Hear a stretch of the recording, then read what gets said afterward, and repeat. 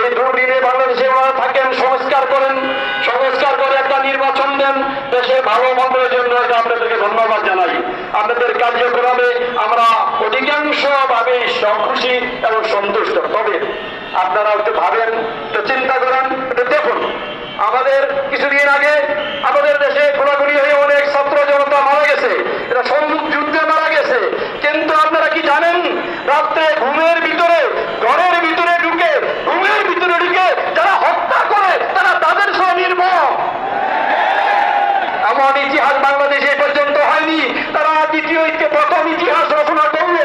তাই জন্য তত অবস্থায় অনন্ত মানুষের উপরে ছুরি নিয়ে তাকে জমা করলো, পেট থেকে নারী বুড়ি বের করে দিল। এমন নিষ্ঠুরতা হতে পারে না। আপনারা ভাবেন, তাদেরকে দ্রুত আইনের আওতায় নিয়ে আসুন। এবং তো নিজ মানুষকে যদি হত্যা করে তার তো আইনে, এই দেশের আইনে, সামাজিক আইনে, আন্তর্জাতিক ট্রাইব্যুনালে তাদের বিচার হলো ফাঁসি, উন্মুক্ত ময়দানে ফাঁসি।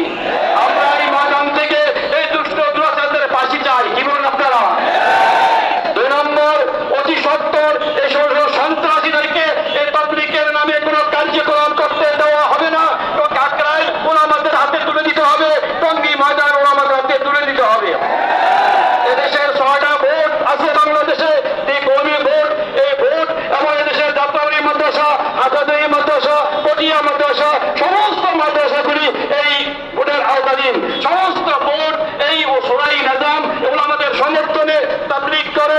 এই তাবলীগের আমির হযরত জুবাইর আহমদ সাহেব। এই যে তাবলীগ একটা দ্বীনি কাজ, এটা ইসলামের কাজ, এটা ইমানের কাজ। এটা ওলামাদের মশওয়ারা চলবে, ওলামাদের কথায় চলবে। তো জাহেল আর কোনো ইঞ্জিনিয়ারের কথায় চলবে না। ইঞ্জিনিয়ারকে যদি রোগী চিকিৎসা করতে দেওয়া হয়, রোগী মারা যাবে। ডাক্তারকে যদি বিল্ডিং মারা যায়, তার বিল্ডিং কাজিয়া পড়বে। যেটা যার জন্য যেটা সাথে সেটাই করতে হবে। এটা দিনকা দাওয়াতিকা সারা বিশ্বে চলে। দারুল দেওবন্দের ফতোয়া অনুযায়ী, দারুল দেওবন্দের কথা অনুযায়ী এই কাজগুলো আমাদের মশওয়ারায় চলবে। আপনারা কি বলেন? হাজুরিয়া। আর আমরা আজকে সমাবেশে ঘোষণা করছি, অন্তর্বর্তী সরকার আমাদের যোগ্য সরকার। এই সরকার বুদ্ধিমানের কাজ করে থাকেন এবং চিন্তা ভাবনা করে কাজ করেন। আজকের এই সমাবেশে যদি আলটিমেটাম দেওয়া হয়, এর মধ্যে তাদেরকে গ্রেফতার করে আইনের আওতায় নেওয়া হোক, তাইলে তৌহিদি জনতা থামবে না। ভাই, আমি সভাপতি শেষে যাওয়ার কথা, আমি চাঁদপুর যাবো। আপনাদের বিদায় দিচ্ছি। আসসালামু আলাইকুম।